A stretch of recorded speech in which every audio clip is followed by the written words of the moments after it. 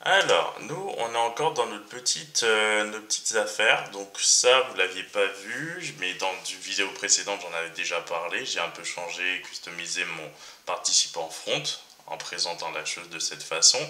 Ensuite, j'ai rajouté la base de données que vous voyez. Je lui ai mis une petite couleur, un alias, histoire de pas me prendre la tête avec un PostgreSQL. Ensuite, ici, j'ai ajouté des petites choses, des petites. En fait, il y a un langage de balisage léger qui s'appelle le formatage créole, qui permet effectivement d'ajouter un peu de balisage justement. Et alors ça n'étant pas un balisage, mais si on commence à en utiliser un peu, on pourrait faire des choses assez élégantes. Donc je vais essayer de vous trouver un truc intéressant. Touk touk touk touk touk. Alors, on va essayer de faire un truc intéressant. Donc, on va s'intéresser par exemple au bac de. Alors, pas de objet par exemple. Donc, on va sur objet, alors là c'est pour écrire les choses en italique, donc on va ici, là c'est pour écrire les choses grassement, et le truc c'est que on va rajouter quelque chose. Donc on y va, je veux changer le background, donc je mets back, deux points, et là je mets white, on a fini avec ça. Évidemment c'est déjà fait, hein, donc comme vous pouvez voir ça allait assez vite, back white.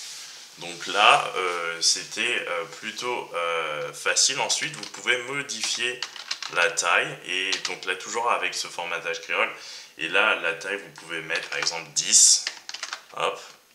Et hop. Et là, c'est vraiment devenu petit. Donc ça, c'est plutôt cool. Le truc, vous pouvez faire également ça avec des images, etc. etc. Mais là, on va pas non plus travailler avec trop d'informations. Sinon, on n'est pas sorti de l'auberge. Donc, ce qu'on va faire maintenant, c'est montrer d'autres petites choses.